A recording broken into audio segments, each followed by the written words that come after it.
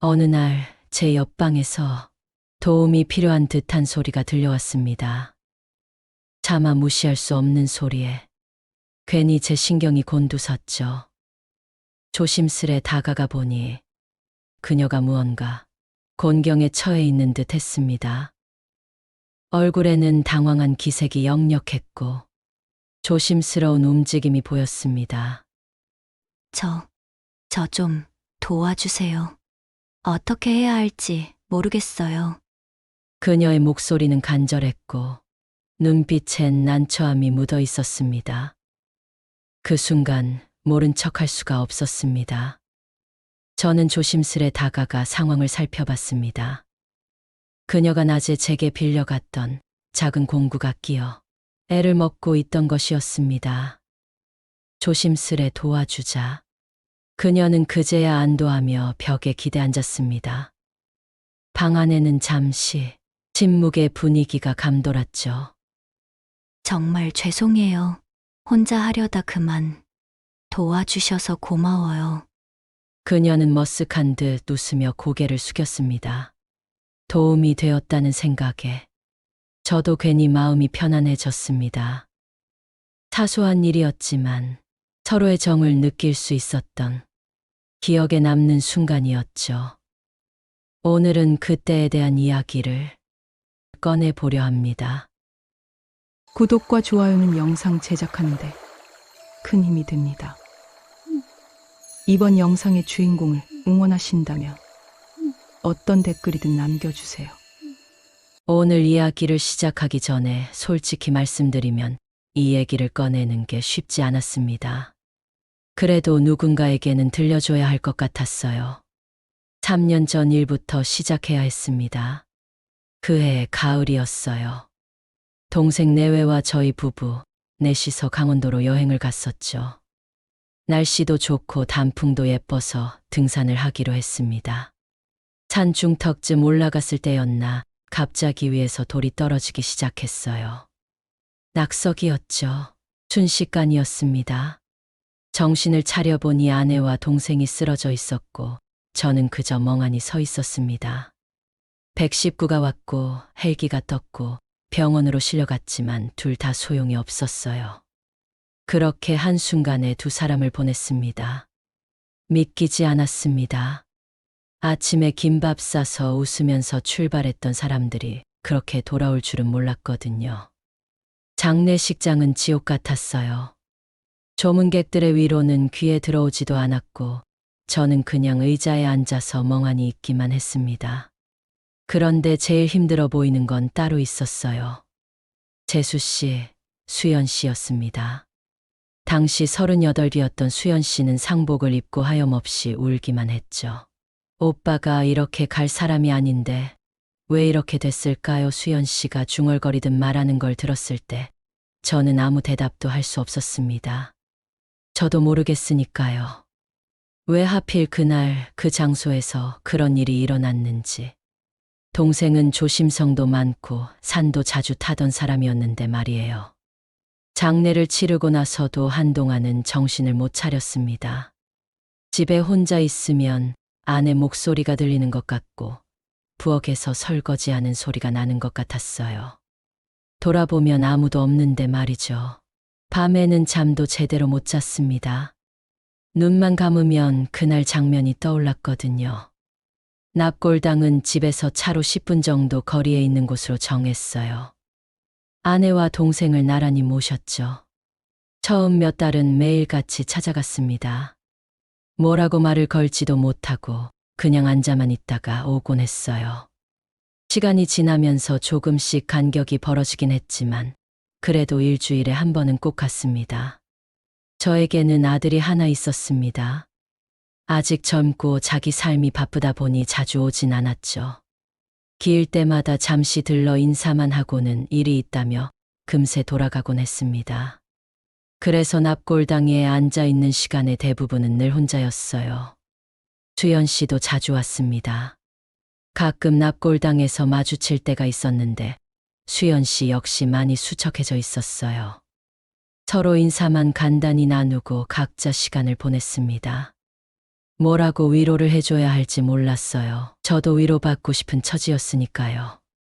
그렇게 시간이 흘러서 첫 기일이 다가왔습니다. 수연 씨에게서 연락이 왔어요. 기일에 집에서 지내도 될까요? 혼자 있기가 힘들어서요. 수연 씨와 동생 사이에는 아이가 없었으니 그 외로움이 더 깊었을 겁니다. 함께 했던 추억만 남은 채 누구에게도 기댈 곳이 없었으니까요. 당연히 그러라고 했습니다. 사실 저도 혼자 기일을 맞이하는 게 두려웠거든요. 그날 수연 씨가 집에 왔을 때 검은색 원피스를 입고 있었어요. 머리는 단정하게 묶었고 손에는 과일 바구니를 들고 있었습니다. 배가 많이 되죠. 무슨 소리예요. 편하게 있다 가요. 그날 밤 우리는 거실에 아내와 동생 사진을 놓고 상을 차렸습니다. 수연 씨가 음식을 정성스럽게 준비했어요. 향을 피우고 절을 하는데 눈물이 주르륵 흘러내리더군요. 저도 모르게 눈시울이 뜨거워졌습니다. 오빠, 잘 있죠? 저 왔어요. 사진을 보며 속삭이는 소리를 들으니 가슴이 먹먹했습니다. 그 순간 문득 깨달았어요. 이 슬픔은 저 혼자만의 것이 아니라는 걸. 수연 씨도 똑같이 아파하고 있다는 거려. 그날 밤 수연 씨는 안방 옆 손님방에서 잤고 저는 안방에서 잤습니다. 잠이 잘 오지 않았어요. 복도 건너편에서 들리는 작은 흐느낌 소리가 귀에 들렸거든요. 문을 열고 나가서 위로해줘야 하나 고민했지만 그러지 못했습니다. 저도 무너질 것 같았으니까요. 다음 날 아침 수연 씨는 아무렇지 않은 듯 아침을 차려줬습니다. 잘 주무셨어요? 제가 간단하게 준비했어요. 고마워요. 혼자 있었으면 밥도 제대로 못 먹었을 거예요. 그렇게 첫 기일을 함께 보냈습니다. 그 이후로도 기일이 되면 수연 씨는 집에 와서 하루 지내고 가곤 했어요. 처음엔 그저 서로의 슬픔을 나누는 사이였습니다. 딱 그 정도였죠. 그런데 시간이 지나면서 뭔가 조금씩 달라지기 시작했어요. 아주 천천히 눈치채지 못할 정도로요. 세 번째 기일이 다가올 무렵이었습니다. 그러니까 지금으로부터 몇 달 전 일이었어요. 그때 수연 씨에게서 연락이 왔습니다. 이번에는 휴가를 좀 냈어요. 며칠 더 있다 가도 괜찮을까요? 솔직히 조금 의외였습니다. 보통은 하루 정도만 있다가 가곤 했거든요. 하지만 거절할 이유가 없었죠. 그러세요. 집도 넓은데 편하게 계세요. 감사합니다. 혼자 있으니까 너무 외로워서요. 좀 쉬었다 가려고요. 그렇게 해서 수연 씨가 우리 집에 짐을 들고 왔습니다. 작은 캐리어 하나와 손가방 하나가 전부였어요. 평소보다 훨씬 편한 차림이었습니다. 청바지에 흰색 티셔츠, 그리고 머리는 느슨하게 묶었더군요. 방은 전처럼 손님방 쓰시면 돼요. 이불은 제가 새로 갈아놨어요. 항상 신경 써주셔서 죄송해요. 뭐가 죄송해요. 가족인데. 가족이라는 말이 입에서 나오고 나서 왠지 모르게 어색했습니다. 맞는 말이긴 했지만 그 단어가 예전과 다르게 느껴졌어요. 뭐랄까, 무게감이 달라진 것 같달까요. 자주 안 보면 그럴 수도 있죠. 동생이 없으니 수연 씨는 저에게 있어 그냥 남이나 다름없었으니까요. 수연 씨는 집안일을 거들겠다고 했습니다. 처음엔 사양했죠. 손님인데 일을 시킬 수는 없으니까요. 그런데 고집을 부렸어요. 손님 아니잖아요. 그냥 있으면 제가 더 불편해요. 밥이라도 해드릴게요. 그럼 부탁드려도 될까요? 사실 요즘 혼자 먹으니까 대충대충 먹게 되더라고요. 알아요. 혼자 사는 사람들 다 그래요. 제대로 챙겨드릴게요. 그날 저녁 수연 씨가 저녁상을 차려줬습니다. 국에 생선구이, 시금치 나물까지. 제대로 된 밥상이었어요. 얼마 만에 먹어보는 건지 모르겠더군요. 맛있게 드세요. 정말 잘 먹겠습니다. 밥을 먹으면서 생각했습니다. 이렇게 누군가와 마주 앉아서 밥을 먹는 게 얼마만인가. 지난 3년 동안 저는 거의 혼자 먹었거든요. 가끔 친구들이나 회사 동료들과 식사하긴 했지만 집에서 이렇게 식탁을 마주한 건 정말 오랜만이었습니다. 입맛에 맞으세요? 네, 아주 맛있어요. 이렇게 제대로 된 밥 먹는 게 얼마만인지. 앞으로 제가 있는 동안은 매일 해드릴게요. 혼자 계실 때도 잘 챙겨 드셔야 해요. 목소리에는 진심 어린 걱정이 담겨 있었습니다. 그게 고마우면서도 한편으로는 조금 부담스럽기도 했어요. 왜 그랬을까요? 아마 제 마음속 어딘가에서 경계선이 조금씩 흐려지고 있다는 걸 느꼈기 때문이겠죠. 식사를 마치고 설거지를 하는데 옆에 와서 같이 했습니다. 제가 할게요. 가만히 계세요. 아니에요. 같이 하면 빨리 끝나잖아요. 그렇게 우리는 나란히 서서 설거지를 했습니다. 제가 설거지를 하면 수연 씨는 물기를 닦아 정리했죠. 그 순간이 묘하게 편안했어요. 말은 없었지만 어색하지 않았습니다. 오히려 자연스러웠죠. 설거지를 마치고 거실로 나와 TV를 켰습니다. 뉴스가 나오고 있었어요. 수연 씨도 소파에 앉아 같이 봤습니다. 적당한 거리를 두고요. 한참을 그렇게 조용히 앉아 있다가 수연 씨가 먼저 입을 열었습니다. 요즘은 어떻게 지내세요? 많이 괜찮아지셨어요? 글쎄요. 시간이 약이라고들 하잖아요. 조금씩 나아지는 것 같기도 하고, 그런데 가끔은 여전히 힘들 때가 있어요. 특히 밤에요. 저도요. 밤만 되면 생각이 많아져요. 오빠 생각도 나고, 앞으로 어떻게 살아야 할지도 막막하고요. 목소리가 조금 떨렸습니다. 저는 뭐라고 위로해야 할지 몰라서 그냥 가만히 듣고만 있었어요. 사실 요즘 많이 외로워요. 주변에 사람은 많은데 정작 진짜 이야기를 나눌 사람은 없더라고요. 다들 조심스러워 하거든요. 저한테 뭐라고 말해야 할지 몰라서요. 이해해요. 저도 마찬가지예요. 사람들이 위로한답시고 하는 말들이 가끔은 더 힘들게 할 때가 있어요. 맞아요. 시간이 지나면 나아진대요. 새 출발하래요. 그런데 전 아직 준비가 안 됐는데 말이에요. 우리는 한참 동안 그렇게 서로의 외로움에 대해 얘기했습니다. 누구에게도 하지 못했던 이야기들이었어요. 비슷한 아픔을 겪은 사람끼리만 나눌 수 있는 대화였죠. 그날 밤 잠자리에 들기 전에 복도에서 마주쳤습니다. 편히 주무세요. 네, 좋은 밤 되세요. 짧은 인사를 나누고 각자 방으로 들어갔습니다. 침대에 누워서도 한동안 잠이 오지 않았어요. 오늘 나눈 대화들이 머릿속을 맴돌았습니다. 그리고 문득 이런 생각이 들었어요. 이 사람과 함께 있으면 조금 덜 외롭다는 거려. 집에 머문 지 사흘째 되던 날이었습니다.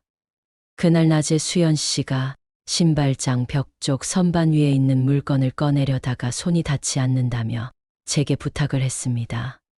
잠깐만 기다리세요. 제가 사다리 가져올게요. 아니에요. 그냥 어제 공구함에 있던 그거 있잖아요. 종이 붙이거나 고정할 때 쓰는 그 공구요. 그걸 잠깐 빌려주시면 될 것 같아요. 아, 그거요? 잠깐만요. 차고에서 공구함을 열어보니 자주 쓰던 작은 공구 하나가 눈에 들어왔습니다. 손에 쥐면 묘하게 차가운 감촉이 도는 종이 작업할 때 쓰는 도구였어요. 이걸로 괜찮으시겠어요? 네, 감사합니다. 금방 쓰고 돌려드릴게요. 수연 씨는 그렇게 손님 방으로 들어갔고 저는 거실에서 조용히 책을 읽고 있었습니다. 별 생각 없이 넘기던 페이지 위로 햇살이 비치고 있었죠. 그날 밤 11시가 조금 넘었을 무렵이었습니다. 손님 방 쪽에서 무슨 소리가 들렸습니다. 처음엔 창문이 흔들리는 줄 알았지만 금세 무언가 다른 소리라는 걸 알 수 있었어요. 무슨 일 있나? 잠시 망설이다가 복도로 나가 문 앞에 섰습니다. 안에서 작게 한숨 섞인 목소리가 들렸습니다. 조심스럽게 문을 두드렸습니다. 수연 씨, 괜찮으세요? 잠시 정적이 흐른 뒤 약간 당황한 목소리가 들려왔습니다. 아, 저기 죄송해요. 좀 도와주실 수 있을까요? 네, 들어가도 될까요? 네, 들어오세요. 문을 열자 수연 씨가 선반 앞에 서 있었습니다. 낮에 빌려준 그 공구가 벽면에 고정된 종이 조각 사이에 끼어 있었어요. 어떻게 된 거예요? 붙어 있는 걸 정리하려다가 그만 이게 빠지질 않네요. 괜히 손댔다가 망가질까봐 걱정돼서요. 가까이 다가가 살펴봤습니다. 공구 끝이 벽과 선반 사이의 틈에 깊숙이 들어가 있었어요. 잘못 움직이면 벽지가 찢어질 수도 있는 상황이었습니다. 잠깐만요. 제가 살짝 잡아볼게요. 이쪽을 천천히 밀면 될 것 같아요. 제가 도와드릴까요? 아니, 괜찮아요. 혹시 다칠 수도 있으니까요. 손끝에 힘을 주어 살짝 밀어내자 작게 딱 하는 소리와 함께 공구가 빠졌습니다. 됐다. 다행이네요. 정말 죄송해요. 밤늦게 이런 걸로 불러서 괜찮아요. 다치지 않으셨으니까 됐죠. 수연 씨는 잠시 웃으며 고개를 숙였습니다. 그 표정이 이상하게 오래 눈에 남았어요. 벽에는 살짝 떨어진 벽지가 있었습니다. 정말 부끄럽네요. 괜히 손댔다가 누구나 그럴 수 있어요. 저도 혼자 살 때 이런 일 자주 겪어요. 그 말에 수연 씨는 작게 고개를 끄덕였습니다. 방 안의 공기가 잠시 고요해졌습니다. 그 침묵이 어색하지 않았어요. 오히려 이상하게 마음이 차분해졌습니다. 그럼 전 이만 나갈게요. 오늘은 푹 쉬세요. 네, 감사합니다. 문을 닫고 복도를 걸어 나오는데 심장이 조용히 뛰는 게 느껴졌습니다. 별일 아니었는데 왜 그렇게 긴장됐을까요? 침대에 누워 눈을 감았지만 아까 그 순간이 자꾸 떠올랐습니다. 공구를 빼내던 짧은 순간, 숨을 멈추었던 공기의 정적, 그리고 수연 씨의 떨리는 목소리까지. 그건 아무 일도 아닌 장면이었지만 묘하게 마음속에 오래 남았습니다. 다음 날 아침 식탁에서 마주쳤을 때 수연 씨가 먼저 말을 걸었습니다. 어젯밤에 죄송했어요. 제가 괜한 걸 부탁드렸네요. 괜찮아요. 별일도 아닌데요. 그렇게 말하며 부엌으로 향했습니다. 그 뒷모습을 바라보는데 왠지 모르게 이전과 다른 기분이 들었습니다. 조용하지만 확실히 뭔가가 조금씩 달라지고 있었어요. 아주 천천히 그러나 분명하게요. 집에 머문 지 일주일쯤 되었을 때였습니다. 이제는 서로 어느 정도 익숙해진 상태였어요. 아침에 일어나면 수연 씨는 벌써 일어나 아침 준비를 하고 있었고 저는 출근 준비를 하며 인사를 나누곤 했습니다. 잘 주무셨어요? 네, 잘 잤어요. 오늘도 일찍 일어나셨네요. 습관이에요. 일찍 일어나는 게 몸에 배서요. 그렇게 일상적인 대화를 나누면서도 뭔가 예전과 다른 게 있었습니다. 시선이 마주칠 때마다 묘한 긴장감이 흘렀어요. 말로 표현하기 어려운 감정이었습니다. 어느 날 저녁 회사에서 조금 일찍 퇴근했습니다. 집에 들어서니 수연 씨가 거실에서 TV를 보고 있었습니다. 일찍 오셨네요. 일이 일찍 끝나서요. 저녁은 드셨어요? 아직요. 같이 먹으려고 기다렸어요. 아, 그러셨어요? 기다리게 해서 죄송해요. 아니에요. 저도 방금 배고프다고 생각하던 참이었어요. 함께 저녁을 준비했습니다. 수연 씨가 요리를 하는 동안 저는 상을 차렸습니다. 어느새 자연스럽게 역할이 나뉘었더군요.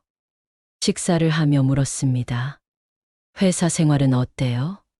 힘들진 않으세요? 그럭저럭이에요. 일은 익숙하니까 어렵진 않은데 가끔 무료할 때가 있어요. 무료하다니요. 그냥 매일 반복되는 일상이랄까요. 출근하고 일하고 퇴근하고 그렇게 하루가 가는 거죠. 저도 그래요. 요즘은 특히 그런 생각이 많아요. 이렇게 살아가는 게 맞나 싶기도 하고 수연 씨의 목소리엔 쓸쓸함이 묻어 있었습니다. 저는 뭐라고 대답해야 할지 몰라서 그저 고개를 끄덕였어요. 식사를 마치고 설거지를 하는데 수연 씨가 옆에 와서 물기를 닦아줬습니다. 이제는 익숙한 풍경이 되었죠. 그런데 그날은 뭔가 달랐습니다. 유난히 가까이 서 있는 느낌이 들었어요. 요즘 머리 좀 기르시는 거예요? 갑자기 수연 씨가 물었습니다. 아, 네. 그냥 자르기 귀찮아서요. 어울려요. 조금 긴 게 더 좋아 보여요. 그래요? 고맙습니다. 어색한 칭찬이었지만 왠지 기분이 나쁘지 않았습니다. 설거지를 마치고 손을 닦는데 수연 씨가 제 팔에 살짝 손을 대었습니다. 여기에 물 묻었어요. 그러면서 타올로 닦아줬습니다. 짧은 순간이었지만 그 손길이 이상하게 느껴졌습니다. 따뜻했고 부드러웠고 그 안에는 설명하기 어려운 감정이 섞여 있었습니다. 그 짧은 순간이 지나고 나서도 마음이 쉽게 가라앉지 않았습니다. 오랫동안 멈춰있던 일상의 감각이 아주 천천히 깨어나는 느낌이었죠. 누군가 내 옆에 서서 조심스레 움직이는 일, 그런 평범한 장면조차 오랜만이었습니다. 그저 팔에 닿은 온도 하나로 마음이 흔들릴 줄은 몰랐어요. 외로움이란 게 이렇게 단순하게 온기 하나로 무너질 수도 있다는 걸 그날 처음 알았습니다. 거실로 나와 소파에 앉았습니다. 수연 씨도 옆에 앉았어요. 예전보다 거리가 조금 더 가까워진 듯 했습니다. TV를 켜고 영화를 틀었지만 사실 내용은 하나도 들어오지 않았어요. 자꾸 옆에 앉은 사람이 신경이 쓰였거든요. 가끔 웃을 때마다 시선이 그쪽으로 갔습니다. 이 영화 재미있어요. 전에도 본 적 있는데 또 봐도 좋아요. 그래요? 저는 처음 보는 건데. 그럼 집중해서 보세요. 뒤로 갈수록 더 재미있어요. 수연 씨는 그렇게 말하며 소파에 편하게 몸을 기댔습니다. 그 모습이 자연스러워 보였어요. 마치 오래전부터 이 집에서 살던 사람처럼요. 영화가 끝나고 뉴스가 나왔습니다. 별다른 내용은 없었죠. 날씨 예보가 나오더니 다음 날부터 비가 온다고 했습니다. 내일 비 온대요. 우산 챙기셔야 해요. 괜찮아요. 회사에 여분이 있어서요. 그래도 큰 거 하나 챙겨가세요. 요즘은 갑자기 쏟아지는 비가 많잖아요. 그런 소소한 대화들이 이제는 너무나 자연스러웠습니다. 누군가 제 걱정을 해주는 게 얼마만인지 모르겠더군요. 아내가 살아있었을 때 이후로는 처음이었던 것 같습니다. 그날 밤 방에 누워 생각했습니다. 이 관계가 어디로 향하고 있는 걸까? 처음엔 그저 서로의 슬픔을 나누는 사이였는데 지금은 그 속에 다른 감정이 섞여 있는 것 같았습니다. 편안함, 그리움, 그리고 설명하기 어려운 떨림 같은 것들. 며칠 후 주말이 되었습니다. 저는 집에서 쉬고 있었고 수연 씨도 따로 일정이 없다고 했어요. 하루 종일 집에 있으니 마음이 괜히 복잡해졌습니다. 익숙한 공간인데도 묘하게 낯설었어요. 집에만 있으니까 더 답답하네요. 바람이라도 쐬러 나갈까요? 좋아요. 저도 그러고 싶었어요. 그렇게 해서 함께 외출하게 됐습니다. 근처에 새로 생긴 고깃집이 눈에 띄었어요. 평소엔 혼자 밥을 먹다 보니 이런 외식은 정말 오랜만이었습니다. 식당 안으로 들어가자 직원이 다가와 웃으며 말했습니다. 두 분은 커플 세트 어떠세요? 고기도 다양하고 반찬도 푸짐하게 나가요.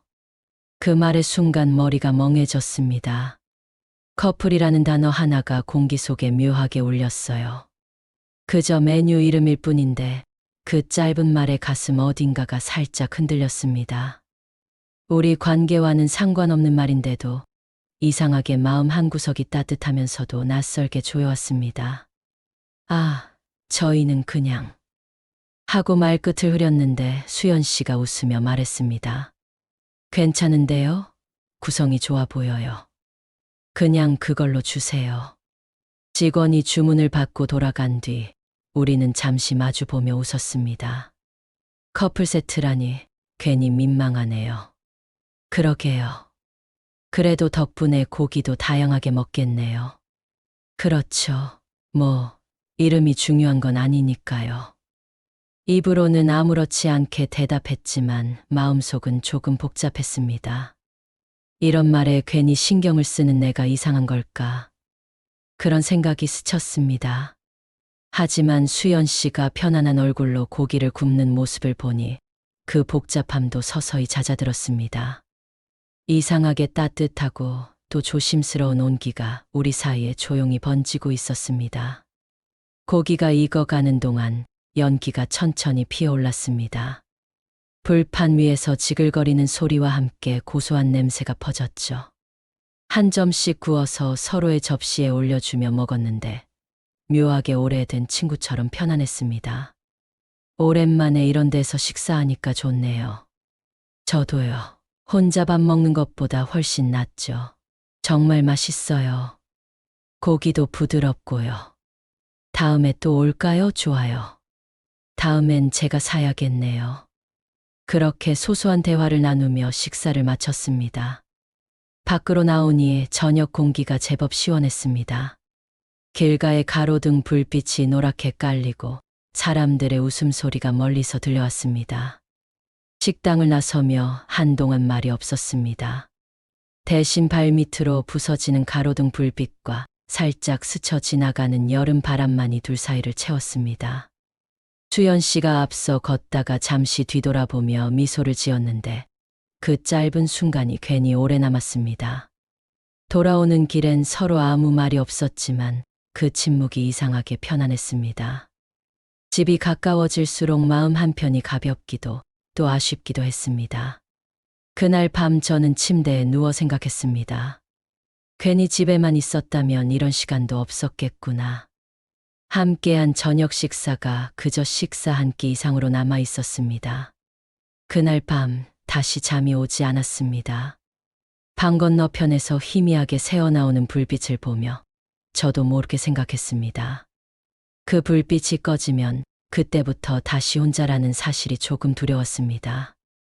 우리 집에서 수연 씨가 머문 지 일주일이 되었을 때였습니다. 어느덧 6월로 접어들었고 날씨는 점점 더워지고 있었어요. 그날은 유난히 후텁지근했습니다. 에어컨을 켜두었는데도 집 안에는 습기가 가득했고 그 무거운 공기 속에서 우리는 말없이 각자의 생각에 잠겨 있었습니다. 저녁을 먹고 거실에 앉아 있는데 창밖으로 번개가 번쩍했습니다. 비 오려나 봐요. 그러게요. 아까 뉴스에서 밤에 소나기 온다고 하더라고요. 말이 끝나자마자 빗방울이 창문을 두드렸습니다. 처음엔 조용히 내리더니 곧 세차게 쏟아졌고 천둥 소리가 요란하게 울렸어요. 와, 진짜 많이 오네요. 그러게요. 이렇게 오는 건 오랜만이에요. 빗소리를 들으며 TV를 보고 있는데 갑자기 화면이 꺼졌습니다. 동시에 집 안의 불빛이 모두 사라졌죠. 아, 정전이네요. 어머, 어떡하죠? 어둠 속에서 수연 씨의 목소리가 작게 떨렸습니다. 괜찮아요. 손전등 있으니까 제가 가져올게요. 거기 그대로 계세요.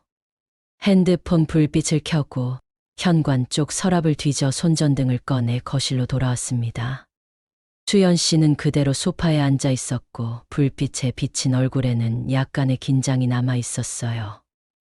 여기요, 이거 켜둘게요.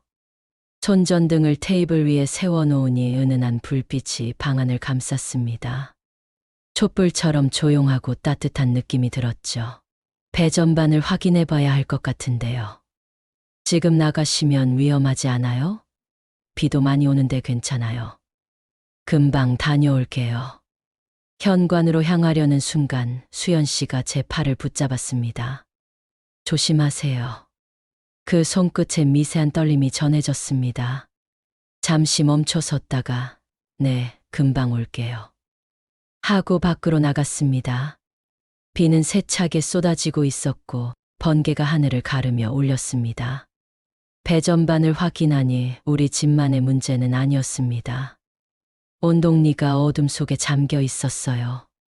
젖은 신발을 벗으며 다시 집으로 돌아왔습니다. 우리 집만 그런 게 아니에요. 조금 있으면 전기 들어올 거예요. 아, 다행이에요. 큰 문제는 아니네요. 우리는 다시 소파에 앉았습니다. 손전등 불빛이 방안을 부드럽게 비추고 밖에서는 여전히 비가 쏟아졌습니다. 평소라면 TV나 냉장고 소음이 섞였을 텐데 그날 밤엔 오직 빗소리와 숨소리만 들렸어요. 저 물 좀 가져다 드릴까요? 아니요, 제가 갈게요. 부엌에 생수 있죠? 네, 냉장고 옆에 있어요. 일어서려는 순간 갑자기 하늘이 갈라지듯 큰 천둥 소리가 울렸습니다. 수연 씨가 놀라며 제 쪽으로 몸을 기울였고 저는 반사적으로 그녀를 붙잡았습니다. 괜찮으세요? 네. 깜짝 놀랐어요. 죄송해요. 목소리는 떨렸고 그녀의 손끝은 차가웠습니다. 천둥이 무서우세요? 어릴 때부터 그랬어요. 그래서 비 오는 날은 혼자 있기가 싫어요. 괜찮아요. 지금은 제가 있잖아요. 손을 놓아야 했지만 쉽게 놓을 수가 없었습니다. 아니, 놓고 싶지 않았던 걸지도 몰랐습니다. 그녀의 손끝은 여전히 미세하게 떨리고 있었지만 그 안에는 따뜻한 온기도 함께 느껴졌어요. 잠시 침묵이 흘렀습니다. 빗소리가 지붕을 두드리고 천둥이 다시 멀리서 굴러왔습니다. 그때 수연 씨가 조용히 웃으며 말했습니다. 사실요, 어릴 때부터 천둥을 정말 무서워했어요. 그런데 오빠가 그럴 때마다 절 꼭 안아줬어요. 그 사람의 품이 참 따뜻했어요. 그녀의 시선이 허공 어딘가를 향했습니다. 어둠 속에서도 그 표정을 읽을 수 있었어요. 잊을 수 없는 기억을 떠올리는 듯한 얼굴이었죠. 그게 제가 오빠한테 반하게 된 계기였어요. 그 듬직함이 좋았고 그런 사람이라면 평생 곁에 있어도 괜찮겠다고 생각했거든요. 그 말을 들은 순간 제 손끝에 남아있던 온기가 서서히 식어갔습니다. 그녀의 눈빛 속에는 여전히 제 동생이 살아있었습니다. 제 동생을 그리워하는 듯한 말과 눈빛이었어요. 그랬군요. 짧게 대답하며 저는 천천히 손을 놓았습니다. 손끝이 떨어지는 순간 빗소리가 다시 커졌습니다. 그리고 그 사이로 묘한 공허함이 스며들었어요. 수연 씨는 잠시 고개를 숙였다가 미소를 지으려 했습니다. 이상하죠? 아직도 그때 그 기억이 생생해요. 그 사람은 참 따뜻한 사람이었는데 그 목소리는 떨림보다 단단함이 느껴졌습니다. 마치 마음속에 묻어둔 슬픔을 이제 조금씩 꺼내는 사람처럼요. 저는 아무 말도 하지 못했습니다. 그저 고개를 끄덕이며 손전등의 불빛만 바라봤습니다. 손전등 아래로 우리 손의 그림자가 겹쳤다가 천천히 멀어졌습니다. 그 순간 깨달았습니다. 지금 내 앞에 있는 사람은 여전히 그때의 기억 속을 살아가고 있다는 걸요. 나는 단지 그 곁을 잠시 비춰주는 그림자에 불과하다는 것을요. 그때 불이 들어왔습니다. 갑자기 밝아진 거실에 우리는 동시에 눈을 찡그리며 서로를 바라보다가 어색하게 웃었습니다. 아, 전기가 들어왔네요. 다행이에요. 밝은 불빛이 어쩐지 낯설게 느껴졌습니다. 잠시 전의 어둠이 오히려 더 편했던 것 같았어요. 저 물 가져올게요. 수연 씨는 부엌으로 향했고 저는 그 뒷모습을 바라보며 한숨을 내쉬었습니다. 심장이 빠르게 뛰었어요. 조금 전의 순간이 머릿속에서 계속 반복되었습니다. 잠시 후 그녀가 물 한 컵을 건네며 말했습니다. 비가 그쳤네요. 그러게요. 언제 그랬냐는 듯이 말이에요. 오늘은 일찍 들어가서 쉴게요. 괜히 놀라서 그런가 봐요. 편히 쉬세요. 문이 닫히는 소리가 들렸습니다. 저는 혼자 남아 소파에 앉아 손전등을 바라봤습니다. 잠시 전 그 불빛 아래에서 느꼈던 감정들이 하나둘 밀려왔어요. 손끝에 온기, 떨림, 그리고 이상할 정도로 깊은 고요. 그날 밤 침대에 누워서도 한참을 뒤척였습니다. 손에 아직도 그 온기가 남아있는 것 같았습니다. 그리고 어둠 속에서 들렸던 수연 씨의 목소리가 계속 귀에 맴돌았죠. 이건 무엇이었을까요? 단순한 위로였을까요? 아니면 마음의 문이 조금 열린 걸까요? 저는 동생의 아내를 바라보고 있었던 걸까요? 아니면 한 여자를 바라보고 있었던 걸까요? 그 경계가 그날 밤부터 조금씩 흐려지기 시작했습니다. 다음 날 아침 평소보다 늦게 일어났습니다. 어젯밤에 잠을 설쳤거든요. 거실로 나가니 이미 아침상이 차려져 있었습니다. 일어나셨어요? 오늘 좀 피곤해 보이시네요. 어젯밤에 잠을 잘 못 잤나 봐요. 저도요. 천둥 소리가 계속 들리더라고요. 식탁에 마주 앉았습니다. 평소처럼 아침을 먹었지만 공기 속에는 어딘가 묘한 어색함이 감돌았습니다. 아무 일도 없었던 것처럼 대화를 이어가려 해도 어젯밤의 장면이 자꾸 머릿속을 스쳤어요. 어제 많이 놀라셨죠? 먼저 말을 꺼냈습니다. 아니에요. 괜찮았어요. 손잡아드린 거 불편하지 않으셨어요? 그 질문에 수연 씨가 잠시 고개를 숙였습니다.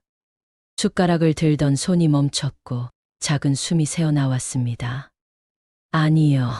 괜찮았어요. 짧은 대답이었지만 그 안에는 복잡한 감정이 담겨 있었습니다. 다행이에요. 제가 너무 놀라서 무의식적으로 그랬어요. 이해해요. 저도 천둥 소리 별로 안 좋아하거든요. 그건 거짓말이었습니다. 천둥은 무섭지 않았어요. 하지만 조금이라도 편하게 해주고 싶었습니다. 아침을 마치고 출근 준비를 했습니다. 넥타이를 매는데 자꾸 손이 떨렸습니다. 마음이 불안해서였을까요?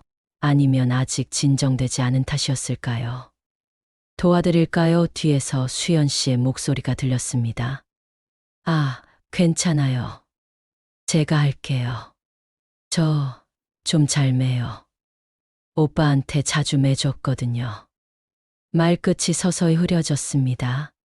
순간 공기가 묵직해졌습니다. 그랬군요. 그때 생각나네요. 맨날 서툴게 매놓고 나가서 제가 다시 매줬는데 그녀의 목소리가 점점 작아졌고 눈가에 금세 눈물이 맺혔습니다. 괜찮으세요? 네, 괜찮아요. 그냥 문득 생각이 나서요. 저는 조심스레 그녀의 어깨에 손을 올렸습니다. 위로의 뜻이었지만 그 순간 그녀가 고개를 돌렸습니다. 얼굴이 너무 가까웠어요. 눈물이 맺힌 눈이 제 시선을 붙잡았고 심장이 세게 뛰기 시작했습니다. 그녀가 무언가 말하려는 순간 저는 황급히 한 발짝 물러섰습니다. 출근 늦겠어요. 저 먼저 나갈게요. 아, 네. 조심히 다녀오세요. 급히 현관으로 향하며 신발을 신었습니다. 뒤를 돌아보지 않았습니다. 엘리베이터 앞에서 심호흡을 하며 가라앉히려 했지만 손끝이 여전히 떨리고 있었어요. 도망친 걸까요? 아니면 지켜야 할 선을 지킨 걸까요? 그 사이 어디쯤에서 마음이 흔들렸습니다. 회사에 도착했지만 일에 집중이 되지 않았습니다. 문서의 숫자가 눈에 들어오지 않았고 회의 중에도 마음은 자꾸 어제의 장면으로 돌아갔어요. 퇴근 후 혼자 있기 싫어서 동료와 술을 마시러 나갔습니다. 그는 농담을 던지며 분위기를 띄웠지만 제 대답은 짧았습니다. 요즘 좀 피곤해서 그래. 생각이 많아요. 그렇게 얼버무렸죠. 술이 몇 잔 들어가자 마음이 조금 느슨해졌습니다. 집에 돌아가기 싫다는 생각이 머리를 떠나지 않았습니다. 누군가에게 털어놓고 싶었지만 그럴 수 없는 이야기였어요. 결국 늦은 시간에 집으로 돌아왔습니다. 현관 불빛이 은은히 새어나왔고 거실에는 수연 씨가 앉아 있었습니다. 늦으셨네요. 걱정했어요. 죄송해요. 동료랑 저녁 먹다가 시간이 좀 늦었어요. 술 드셨어요? 조금이요. 그녀가 다가와 냄새를 맡더니 미간을 찌푸렸습니다. 많이 드셨네요. 물 가져다 드릴게요. 괜찮아요. 제가 가만히 계세요. 잠시 후 수연 씨가 물을 내밀었습니다. 저는 한 모금 마시며 숨을 고르려 했습니다. 오늘은 늦게까지 일하셨어요? 네, 이것저것 정리하다 보니까요. 짧은 대화를 주고받고 나서 잠시 정적이 흘렀습니다. 그때 수연 씨가 조용히 입을 열었습니다. 요즘 제가 아주버님께 너무 의지하는 것 같아요. 그래서인지 떠나기가 싫어요. 이렇게 지내면 안 되는 거 알면서도 그냥 이대로였으면 좋겠다는 생각이 들어요. 하지만 그러면 안 되겠죠? 그 말에 가슴이 먹먹해졌습니다. 그녀의 말은 고백이 아니었습니다. 하지만 그보다 더 진솔한 마음이었어요. 저는 잠시 숨을 고르고 조용히 말했습니다. 가족들의 빈자리가 커서 그럴 거예요. 이해해요. 저도 재수 씨가 집에 있어서 사람 사는 냄새가 나는 것 같아요. 그녀가 고개를 끄덕이며 미소를 지으려 했습니다. 그래도 감사해요. 이렇게 지내면서 마음이 조금 편해졌거든요. 그럼 다행이에요. 그 말을 남기고 저는 조용히 일어나 방으로 들어갔습니다. 문을 닫으며 가만히 숨을 내쉬었어요. 그녀의 목소리가 여전히 귓가를 맴돌았습니다. 떠나기 싫어요. 그 짧은 한마디가 머리 깊숙이 남아 쉽게 지워지지 않았습니다. 침대에 앉아 한참 동안 가만히 있었습니다. 눈을 감으면 거실의 불빛, 그녀의 표정, 손에 닿았던 온기가 차례로 떠올랐어요. 이건 위로일까, 연민일까, 아니면 그보다 더 깊은 감정일까? 스스로에게 물어봤지만 대답은 쉽게 나오지 않았습니다. 외로움이란 게 이렇게 교묘한 감정이구나 싶었습니다. 누군가의 곁을 그리워하면서도 그게 욕심이 될까봐 두려운 마음. 마음을 나누고 싶으면서도 그 마음이 상처가 될까 망설이는 마음. 그 두 감정 사이를 아슬아슬하게 오가고 있었어요. 수연 씨가 이 집에 머무는 동안 공기에는 늘 사람 사는 냄새가 돌았습니다. 식탁 위에 놓인 두 개의 그릇, 세탁기 돌아가는 소리, 현관문 열리는 소리. 그 사소한 일상들이 나를 살게 했습니다. 그런데 이제 그 익숙한 온기를 잃을지도 모른다고 생각하니 가슴이 묘하게 씌었습니다. 그래, 이건 그냥 외로움 때문일 거야.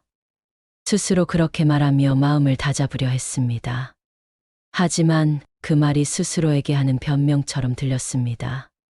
불을 끄고 누웠지만 눈을 감을 수가 없었습니다. 천장에 번지는 희미한 가로등 불빛이 마치 어젯밤 손전등의 잔광 같았어요. 그 아래서 마주했던 수연 씨의 눈빛, 떨리는 목소리, 그리고 그 안에 담긴 외로움이 다시금 되살아났습니다. 그날 밤, 저는 오래도록 잠을 이루지 못했습니다.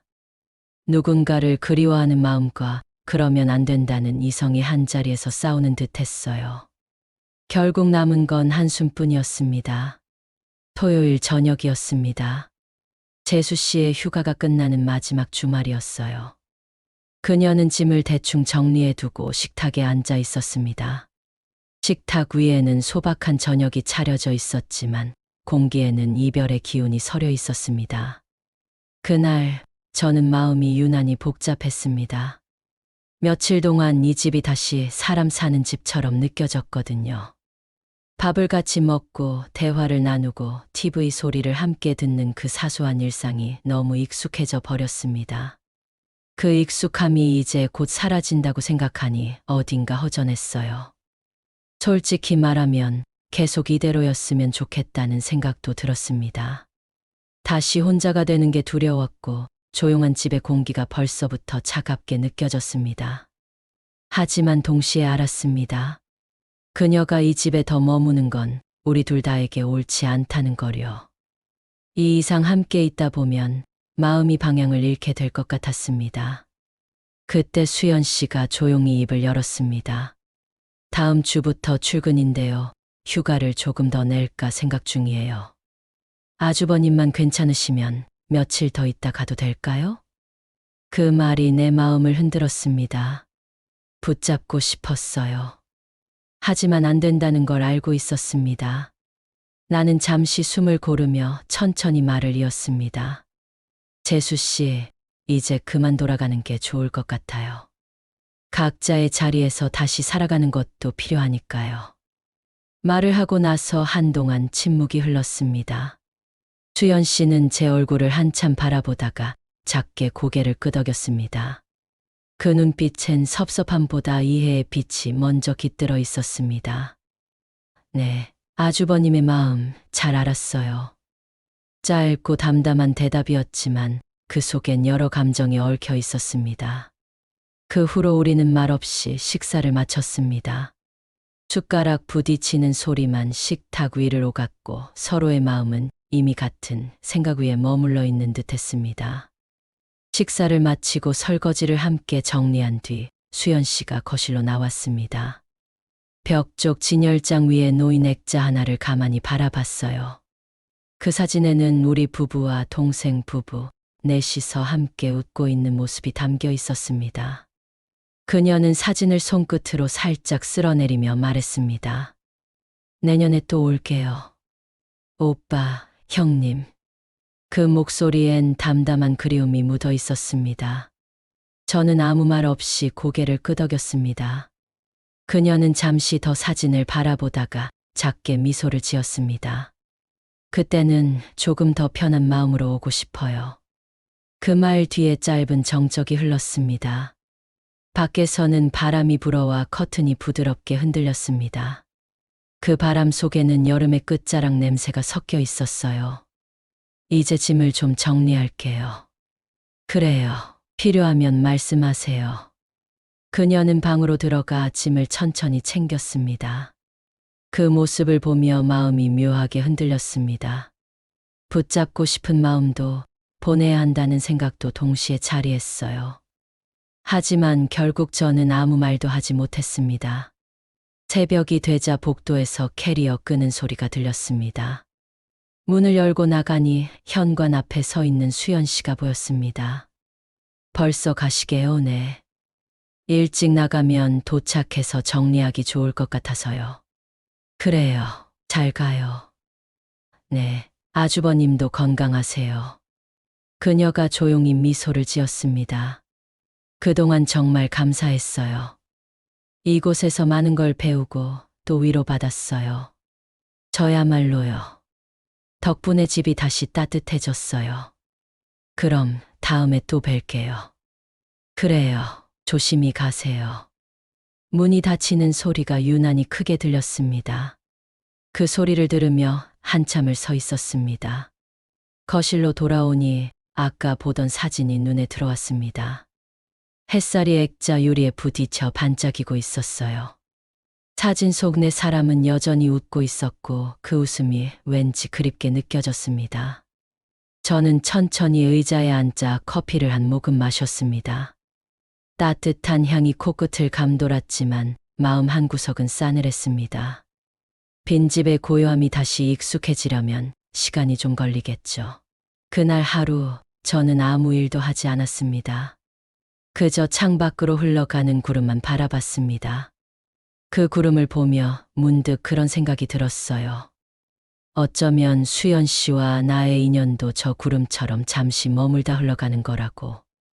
머무는 동안 서로에게 그늘이 되어 주었지만 결국은 각자의 하늘로 흩어질 운명이었다고요.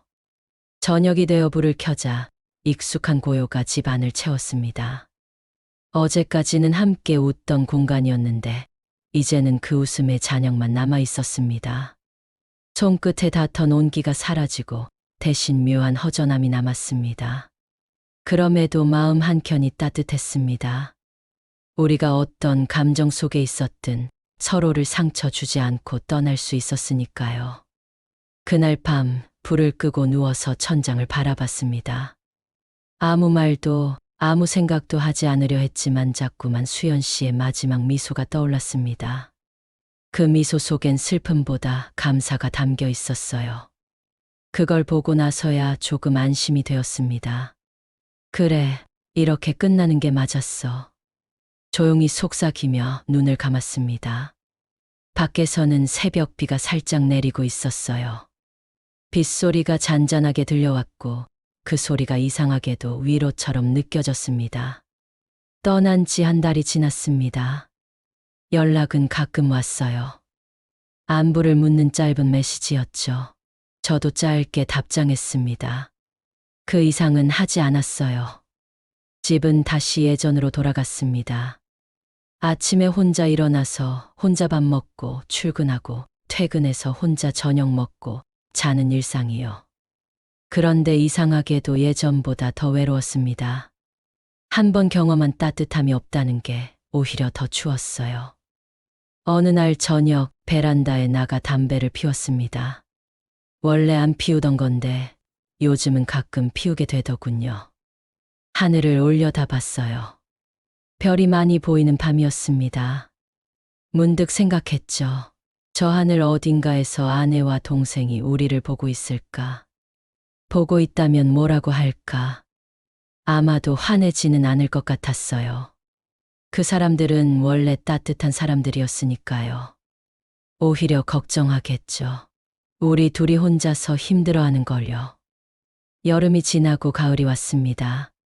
다시 기일이 다가왔어요. 연락이 왔습니다. 다음 주가 기일이네요. 이번에도 하루만 있다 가도 될까요? 그러세요. 언제든 오세요. 기일 당일 수연 씨는 전처럼 검은 원피스를 입고 왔습니다. 그런데 어딘가 달라 보였어요. 표정이 한결 밝아졌고 말투에도 조금의 여유가 느껴졌습니다. 오랜만이에요. 그러게요. 잘 지내셨어요? 네, 덕분에요. 일도 다시 시작했고요. 다행이네요. 상을 차리고 함께 절을 올렸습니다. 향 냄새가 집안을 채웠어요. 익숙하면서도 그리운 냄새였습니다. 형님, 오빠, 저희 왔어요. 잘 계시죠? 사진을 바라보며 말했습니다. 목소리가 예전보다 단단해졌어요. 저녁을 함께 먹었습니다. 일상적인 대화였지만 그 안에는 편안한 정이 묻어 있었습니다. 예전처럼 어색하지 않았어요.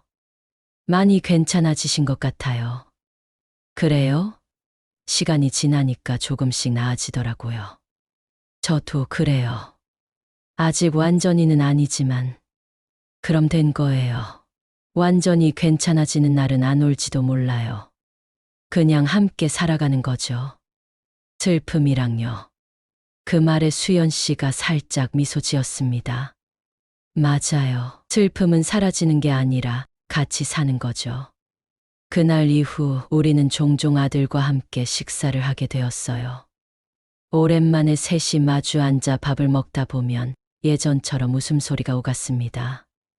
이제는 어색하지 않았고 수연 씨와 저는 서로에게 가족이자 친구 같은 존재가 되었어요. 서로의 일상을 응원하고 때로는 조언을 나누는 그런 관계 말이에요. 만약 언젠가 수연 씨가 새로운 사람을 만난다고 해도 저는 진심으로 축하해 줄 겁니다. 그게 그 사람의 행복이라면 그걸 응원하는 게 제가 할 수 있는 가장 따뜻한 일이니까요. 혼자 남은 거실은 다시 고요했지만 예전처럼 쓸쓸하진 않았습니다. 테이블 위에 놓인 머리끈을 집어들며 생각했어요. 이제는 괜찮아요. 정말 괜찮아졌어요. 그 한마디가 마음속에서 오래 울렸습니다. 이제 우리는 서로의 자리를 지키며 살아가고 있습니다. 가끔 안부를 묻고 기일마다 함께 모여 추억을 나누는 사이로요.